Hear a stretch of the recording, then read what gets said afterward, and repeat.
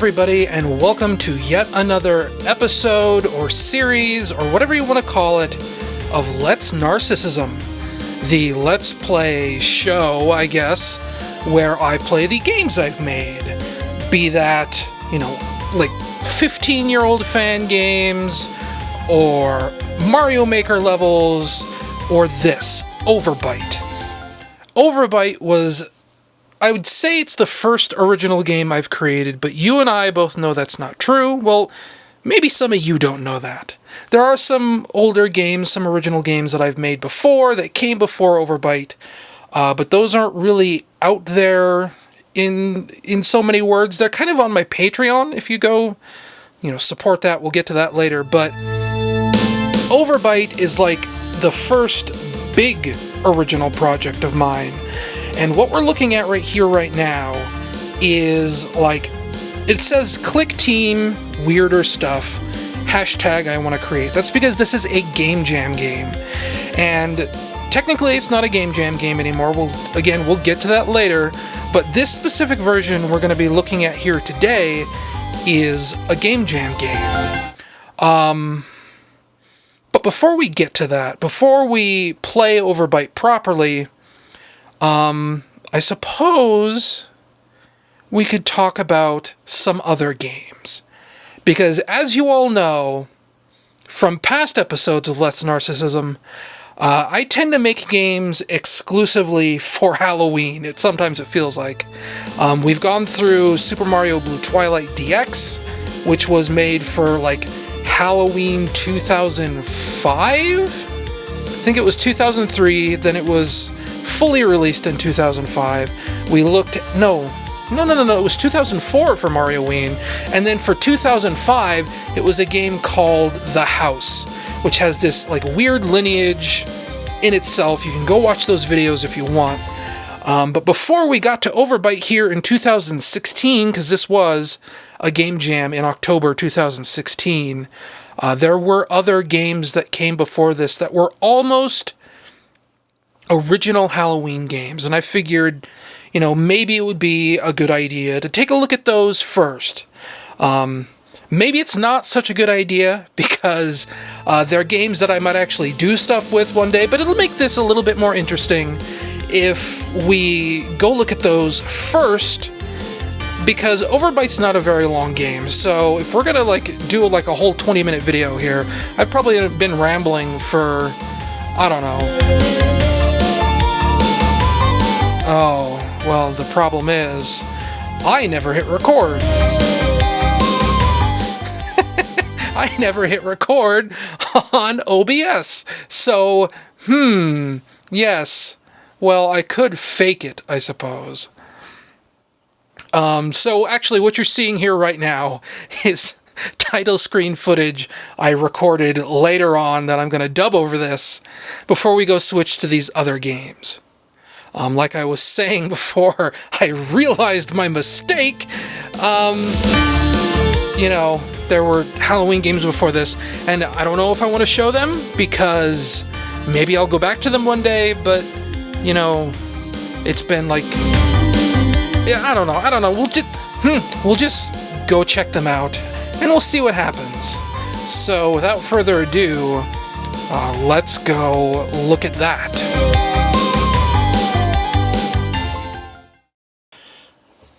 So, for our first Halloween game prototype, let me, just really quick get this in my head, a point of reference for the time. So, OverBite was 2016. There was a game in 2015. This would have been Halloween 2014. I think it was right around September 2014. What was really going on at the time is that I think this was right after I'd done all those video reviews. I don't know if you remember, there was Mario Kart 8, Donkey Kong Country Tropical Freeze. I started doing lots of HD video. I got my Roxio capture card, that piece of garbage. And I was getting real sick of doing these videos that would take me 4, 5, 6 months to put together. I was really getting the game development itch. So, and by the way, there's no sound effects in this game yet. I never really got far enough to have sound effects. But, so, Bayonetta 2 was coming out for the Wii U, and I put in for a review for that on TSSZnews.com. And after I told my boss at TSSZ, Tristan, what was up, he was like, okay, I'll order Bayonetta 2 for you. It'll show up on your door, in a week or so or whatever. And in that week, I figured, well, I don't have any more video projects I need to work on, so I have time to do some game development. And, finally scratch this game development itch that I've been having for, at that point, I'd been wanting to work on a game for 6 or 9 months. I was sick and tired of doing video work. And in the week leading up to Bayonetta 2 arriving on my doorstep, this is what I made. It's this really short little Halloween game. The basic gameplay premise, I guess if you wanted to call it that, is it was supposed to be kind of like a Mega Man style game. You'll notice, I can shoot fireballs. I've got a charge shot like in Mega Man X. The whole premise that I'd been thinking up for this game was basically that this guy was Mega Man, and there'd be instead of robot masters, it'd be all these Halloween icons like Dracula and Frankenstein's monster and the Fishman from Creature of the Black Lagoon, stuff like that.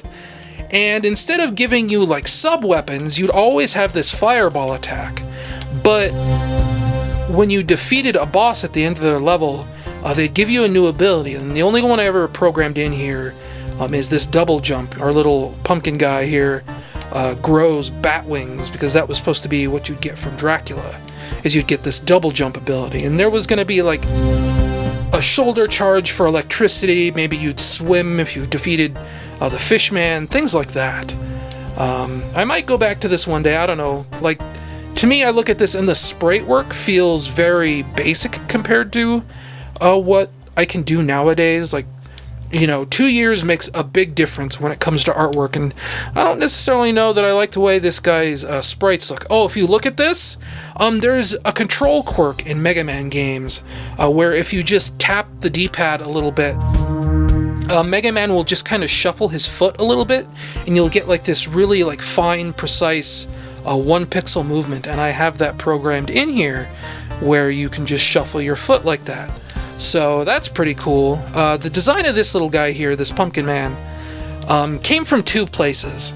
So I normally keep track of NeoGAF's indie game developer thread, and there's a game that's been in development for a while, I think by a guy named Sean Noonan, I think is his name. He was developing this game called Jack Be Nimble, which is kind of, I don't want to say it's an endless runner, because I don't know if it's endless or not, but it is a runner-style game. It's an auto-runner, I guess you could say, that's kind of inspired by Castlevania a little bit, and one of the characters you can play as is kind of a little pumpkin man like this, but that design is hardly unique to Jack Be Nimble. It's all over the place. There's pumpkin enemies in Sonic Heroes that kind of look like this guy too. Same blue cloak and everything. And then, the general idea is that this would be Sam Hain, which I don't really know, the legend of Sam Hain very much. I'm sure I could just, go look it up on Wikipedia or whatever, but my reference for him is from the Real Ghostbusters cartoon show, way back in the late 80s and early 90s.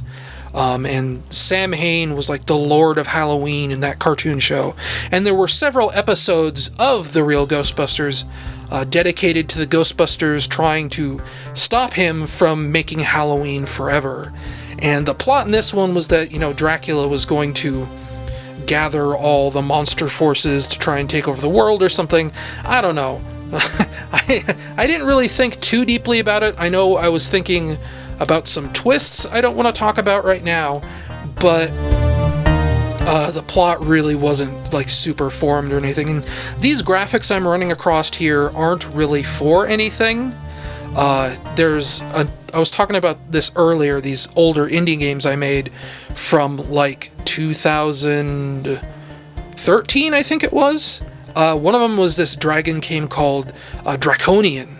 And these level tiles here are just from Draconian. I needed space to run around in that really wasn't just a gray box, which is what it was previously. And I think I actually used this for like a Patreon promo video some years ago, but this is literally all it ever amounted to, was this little area right here. And I've played so long that I've lost all my lovely scrolling clouds and everything, so I think it's time we move on to the next Halloween prototype. So I'll see you guys then, I guess. Okay, so here we are at my next Halloween prototype. The last game was this kind of, Mega Man game where you run around as this little pumpkin guy. That was, I think I said 2014. It was in the week leading up to the release of Bayonetta 2. This was 2015, and as you can tell, this is a point-and-click adventure game. There's a YouTube channel, or I guess there used to be a YouTube channel, called Troy Has a Camera, or THAC, T-H-A-C. Troy Has a Camera was the group that did the Marble Hornets YouTube series, if anyone watched that. I'm sure a number of you have. They didn't invent the Slender Man mythos, but they did help popularize many elements of Slender Man. And they even worked on the official in air quotes, Slender the Arrival game. They were people from Troy Has a Camera were writers on that project. And their YouTube channel, Troy Has a Camera, wasn't really about horror. It's not where Marble Hornets was. That's where they posted short form comedy skits that were actually, I thought, really super funny until the group eventually disbanded, which was a bummer. But before they disbanded, some of them started up a Let's Play series called dos-o-rama, where they played a bunch of really old, basically DOS games. And the DOS era of gaming was something I was never really big into. We didn't get our first computer until 1998, 1999, early 2000. So, the whole DOS era of video games kind of passed me by a little bit. So, I watched dos-o-rama. I loved it greatly. And one of my favorite games they played on dos-o-rama was this old, one of the very first point-and-click adventure games called Hugo's House of Horrors. And this adventure game right here was to be my tribute to Hugo's House of Horrors. That's basically the long and short of it. Around early October, I was house sitting for my cousin, and I got this terrific idea where I was okay, I have I'm gonna be here for a week and a half. I know I can it'll be like a game jam. I can challenge myself to make this point-and-click adventure game in about a week and a half, and surely that's not impossible, right? And as it turns out, it was a little bit impossible, even though I'd say point-and-click adventure games are actually fairly easy to make. You don't really have to worry about enemy logic or even good level design. You just have to worry about pretty pictures and good dialogue. And you'll notice we have a dialogue system in here. You can look at things in the environment. This engine is actually almost totally complete. This is everything you'd need to make a point-and-click adventure game is here, barring a couple of bugs in the inventory system that I never fixed. I was told never to judge a book by its cover, but something tells me the guy wearing a Halloween mask, wielding a giant knife, isn't very friendly. But that's just a hunch. So, another thing to keep in mind is that I was thinking about this being a mobile game, so, all the controls are super simplified. You just have move, interact, and look. The original plan for this, because I figured, okay, it'll be faster if I cut down on the detail, right? In Hugo's House of Horrors, the original version, at any rate, is an EGA game, which EGA is an old graphic standard. It basically means 8-bit colors, so think kind of like the NES, but maybe even less colors than that. But doing super low color work like that actually turns out to be a lot harder than you'd think. So it ended up looking like this. I did all this animation work, which this walk cycle right here of our boy, our teen boy, is actually just traced from an animation reference guide. If you Google walk cycle animation, you should probably find the image that I basically traced over to make it. Because you'll notice, like, his limbs get a lot longer the moment he starts walking. It's like, oh, he looks about, 13 years old. Now he looks about 17 years old. So, I don't know, that's weird. What else can I demonstrate? Well, I guess I could show you, like, here, we have a whole inventory. Whoops, get up here. Well, okay, I'm jumping ahead of myself. I actually re-recorded this entire Let's Play like 2 or 3 times now.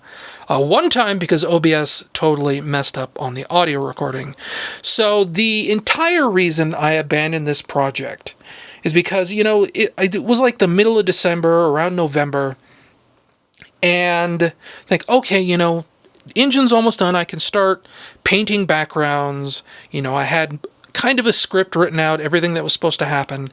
This kid, basically, he gets too old to go trick-or-treating, but he still wants to go trick-or-treating, and he's kind of mad that his friends ditched him, so he ends up in this spooky old house, and hilarity ensues, where, you have to stop Dracula from taking over the world, which is, kind of a running theme in these two Halloween games here, but saying, okay, the engine's almost done. Now, I was showing this off in the NeoGAF Indie Games thread, and I show this. So my guy's all the way over here, and I say, take box of matches. I can't pick that up from here. And when I showed this, they were like, oh no, you can't do that. In a modern adventure game, when you try and pick up something that's too far away, your character automatically walks over to it and then picks it up. And the problem I had with this is that meant programming in some sort of artificial intelligence, which means, a pathfinding system for him to be able to find his way from point A to point B, basically. And in ClickTeam Fusion, pathfinding is extremely difficult. There are pathfinding tutorials out there, and I downloaded some, and I looked at them, and I intended to figure out how they worked, and that's where all the energy for this project left my body, and I think I ended up getting distracted with something else. So that's where this project ended, but there is a mostly complete system here. All these items here are all spoilers for the story I was writing. I had so much of this done that every single one of these items is something that actually exists for a purpose in the script. So everything you're seeing here is a big spoiler, but we can take these matches and light the pumpkin. Hey, I lit the pumpkin. That's pretty cool. It sure is, weird hoodie boy. It sure is. And something else we can do. This is where the inventory bug crops up, by the way. Take the Halloween mask, and we can wear the Halloween mask. And usually when he wears the Halloween mask, he'll say something about it. But this time he didn't. And this is where the bug comes in. Now you take the mask off, and it's back in our inventory. But watch what happens when I put the mask back on. Oh, it deleted something from over here. That's not supposed to happen. And now we have 2 Halloween masks. I'll tell you, getting this inventory system to work even remotely, because I think, you can reorganize the order of everything in here, and that works. But for some reason, adding and removing objects from the inventory doesn't work, and for some reason he's not saying, there we go. I get so sweaty with this thing on. Didn't we all, kid? Didn't we all? But yeah, this was going to be my Hugo's House of Horror tribute. Never went anywhere. Maybe I'll come back to it one day, because I like the idea of doing a point-and-click adventure game one day. I do. And this score up here, that's another Hugo's House of Horror things. Time would play into this game a little bit, but alas, it just wasn't to be. So that's the end of that project, at least for now. Maybe after OverBite is done, we'll see what happens. But I also kind of don't want to pigeon myself as the guy who just makes Halloween games. But, we'll see. We'll see. Here's another like cool system that I'm very proud of. You'll notice objects you can look at sparkle like they do in Resident Evil. People don't like pixel hunting in games, so, what happens is instead of highlighting everything you can click on, it just sparkles every now and then when you pick the eyeball to show you that, hey, you can investigate this window. You can investigate this door. You can investigate the big guy. But yeah, that is my Halloween adventure game. And if I ever come back to this, I'll probably have to touch up his walk cycle. I'll definitely have to figure out what's going on with the inventory system. But that is for another time. For now, let's get back to OverBite, shall we?